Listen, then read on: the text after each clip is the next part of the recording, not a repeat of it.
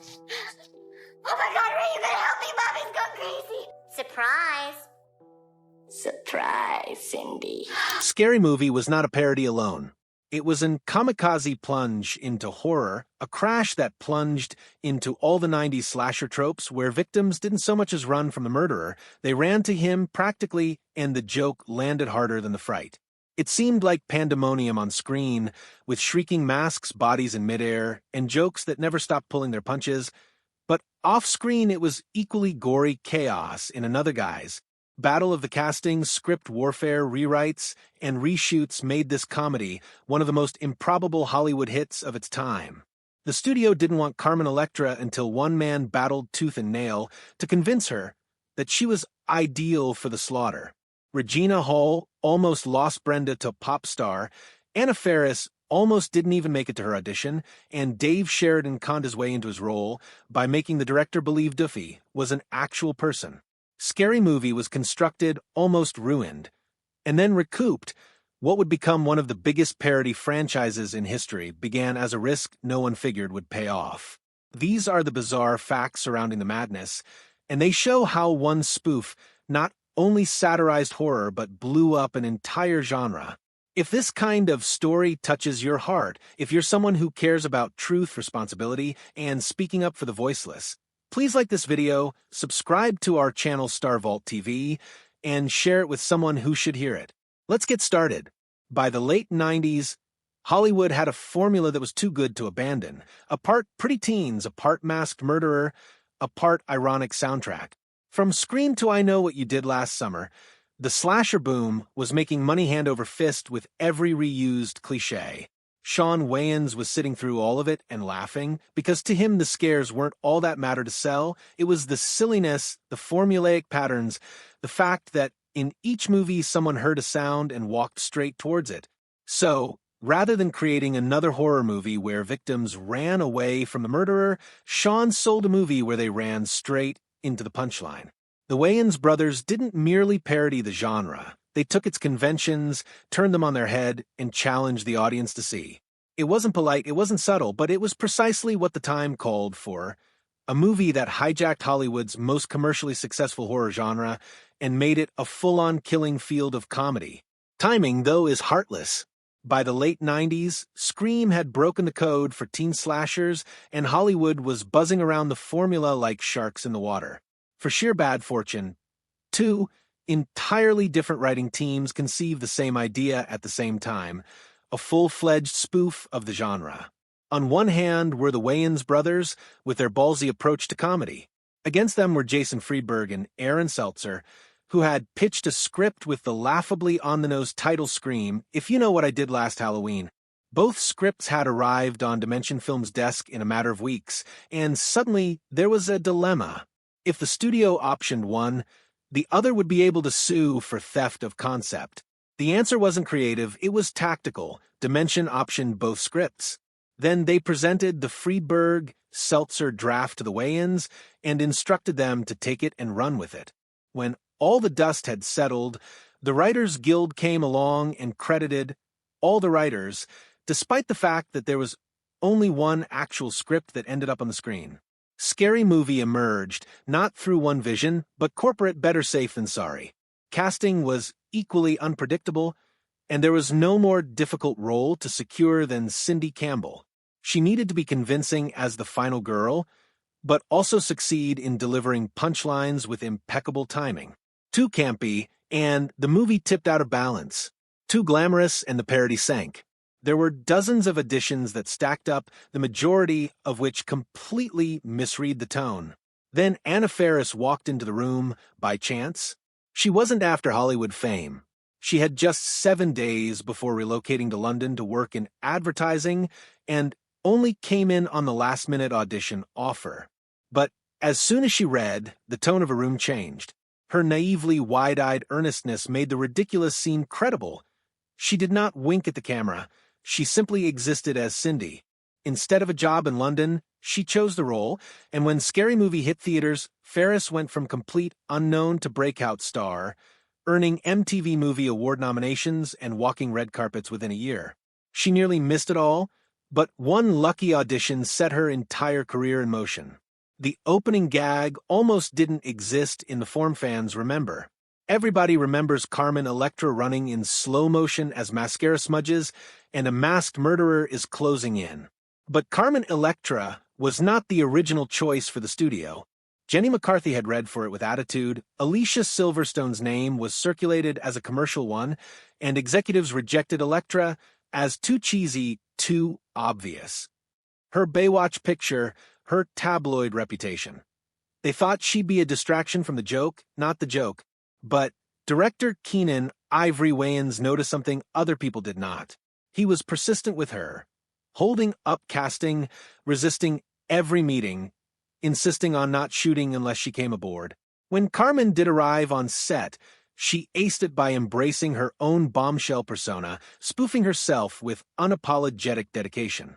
What was initially decried as the wrong decision turned out to be the ideal face to establish the tone for the whole franchise. Underneath the jokes, the actors infuse their personalities into the movie. Shorty Meeks, Marlon Wayans' character, was based on an actual friend so well known for his haze-induced lifestyle that the jokes essentially wrote themselves. That friend, however, wasn't amused at first. Angered, he phoned Marlon and threatened to sue for character defecation. Marlon straightened him out. "You mean defamation." The friend shot back, "Nah, defecation, 'cause you asterisk on me." The joke? He hadn't even seen Scary Movie. He got it confused with Requiem for a Dream. When he finally saw the spoof, he laughed harder than anybody else. Fans, in the meantime, remain convinced there was a cameo by Jamie Lee Curtis herself. A joke, so good it had to be true. Reportedly, she played along Frozen in her signature Halloween pose, making fun of her own Scream Queen persona. But the fact? Never happened. It was all fan lore, created from the sort of joke people so desperately wanted to happen they convinced themselves it did. The myth found its way into the film's cultural legacy even before it hit the screen. Gags that were physical also broke rules. Anna Faris said she was reluctant to do the notorious ceiling shot, where Cindy is launched into the air in a scene so over-the-top that it threatened to shatter the film. Keenan Ivory Wayans offered her a deal. They'd film it, try it out with an audience, and only retain it if it worked. When the test audience burst into hysterical laughter, the scene was sealed. Months later, when production was all wrapped up, Keenan brought the cast together one final time for one additional edition, the What's Up scene spoofing Budweiser's viral ad. Frenetically shot, it turned out to be the most quoted portion of the entire film, making Scary Movie more than just a spoof. It made it a time capsule for 2000 pop culture. Not all castings were so easy. Aaliyah was almost Brenda Meek's casting choice, as she enjoyed the script, but stepped aside when she recognized some of the jokes made at the expense of her friend Brandy. She walked away in respect. Regina Hall tried out 4 times before securing it, after being warned by a producer that the role might damage her career. Instead, Brenda proved to be one of the most quotable, scene-stealing characters in the series. The gamble paid off, and Hall solidified herself as one of the boldest comedy stars. Keenan Ivory Wayans instigated mayhem on set. He filmed scenes verbatim from the script, then put the leash down and allowed actors to cut loose. Lachlan Monroe remembered the director laughing so hard over the monitor that the camera shuddered during dangerous takes. Shannon Elizabeth enjoyed the freedom, believing Keenan's assurance to only hold onto the most comedic moments. Some of the greatest of the over-the-top lines weren't in the script to begin with. They were conceived on set, refined in edit, and crafted into comedy jewels. And with great over-the-top comedy came an inevitable collision with the MPAA. The first cut was returned not with an R, but with the MPAA's dreaded NC-17. Not for gore or profanity, but because the jokes jumped gleefully over every line. The Wayans battled tooth and nail, haggling over seconds of film like a hostage situation. Cut, recut, bargained. Finally, it made it into theaters with an R, still raunchy, still brazen, but just enough in check to find its way onto screens in one piece. Even the title had subtext. When Scream was still in production, The working title was Scary Movie, jokingly used by the crew before settling on the eventual title. The Wayans pilfered it back, a wink to the movie that had inspired their spoof. Hollywood believed it was playing it smart with meta, but the Wayans went 2 for 2 and declared, "You thought you were meta? Watch this." What ensued was a full-blown assault on popular culture. It didn't even begin with Scream or I Know What You Did Last Summer. The Matrix, The Usual Suspects, The Blair Witch Project, even Shakespearean conventions were tossed into the blender. The audience was pulled through a whole decade of blockbusters and cult classics mashed up together with brazen anarchy. Critics, who normally rolled their eyes at parody, did pay attention. Roger Ebert himself awarded Scary Movie 3 stars out of 4. He acknowledged that it wasn't Airplane, the platonic ideal of ridiculous parody, but it wasn't slack either. Ironically, when Leslie Nielsen joined the cast of Scary Movie 3, Ebert awarded that film 2 stars, demonstrating that even parody royalty couldn't quite tap the Wayans' anarchic edge. Nobody foresaw history. The studio released it as a teen summer comedy, a raucous diversion with a limited shelf life. But when it opened and people poured in, the showings became laugh-a-thons. They brought in friends who brought in other friends, jokes were repeated before the end credits, and word of mouth took it way beyond expectations. It had topped some of the very movies it spoofed by the time it dropped out of the theaters.